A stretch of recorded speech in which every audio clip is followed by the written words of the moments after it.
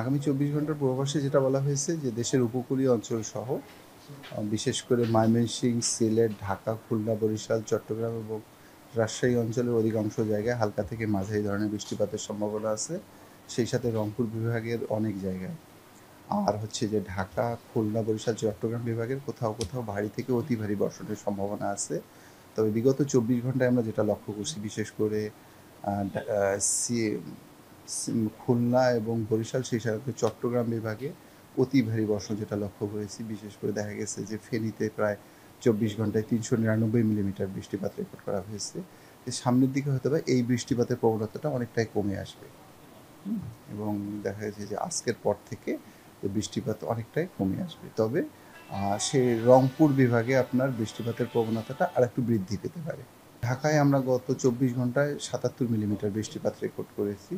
তবে আমরা যেটা ধারণা করতেছি যে গোটা দেশের সাথে সাথে ঢাকাতেও বৃষ্টিপাতের প্রবণতাটা কমে আসবে। আসলে এটা ডিপেন্ড করে যে আমি দুটো কারণ বলবো, যে এক নম্বর হচ্ছে যে পশ্চিমবঙ্গ এবং তৎসংলগ্ন এলাকায় একটা লঘুচাপ অবস্থান করতেছে এবং মনসুনটা সক্রিয়। এই দুটোর প্রভাবেই কিন্তু আপনার ভারী থেকে অতি ভারী বর্ষণটা। তো এই লো প্রেশারটা যদি আপনার মুভ করে পশ্চিমের দিকে, তাহলে কিন্তু বৃষ্টিপাতের প্রবণতাটা কমে আসবে। আর যদি সে, আমরা ধারণা করতেছি সে পশ্চিমের দিকে সরে যাবে, ফলে বৃষ্টিপাতটা কমে আসবে। কিন্তু যদি সে মুভ না করে, সেক্ষেত্রে হয়তো বা দেখা যাবে যে আরও কিছুটা সময় সাস্টেন করবে বৃষ্টিপাতের প্রবণতাটা।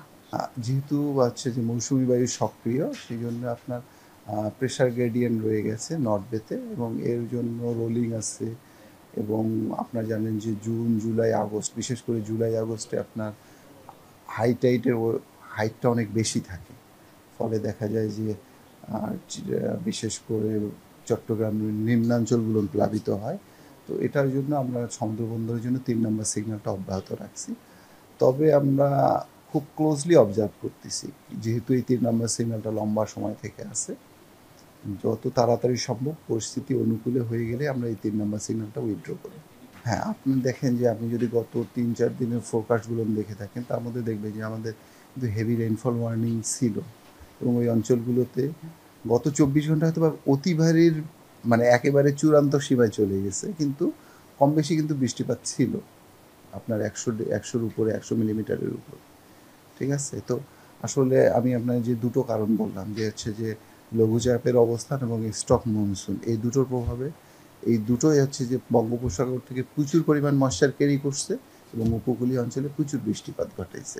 আগামী ২৪ ঘন্টায় আমরা বলতেছি যে এই বৃষ্টিপাতের প্রবণতা অনেকটাই কমে আসবে। এখন হচ্ছে যে গোটা দেশের সঙ্গেই সম্পর্কযুক্ত, নোয়াখালী ফেনীটা তো আসলে আলাদা নয়। গোটা দেশেই আগামী ২৪ ঘন্টায় আমরা ধারণা করতেছি যে বৃষ্টিপাতের প্রবণতাটা অনেকটাই কমে আসবে। জুলাই এবং আগস্ট মাস হচ্ছে, বিশেষ করে জুলাই মাসটা হচ্ছে বাংলাদেশের সবচেয়ে বৃষ্টিবহুল মাস ১২ মাসের ভিতরে। তো বর্ষাকালে বৃষ্টি হবে এবং সবচাইতে বৃষ্টিবহুল মাসে বৃষ্টি হবে, এটাই স্বাভাবিক। যদি বৃষ্টি না হয় সেটাই অস্বাভাবিক। ঠিক আছে? তবে ধারণা করতেই যে অতি ভারী যেটা বৃষ্টিপাত, এটার হয়তো বা প্রবণতাটা অনেকটা কমে আসবে।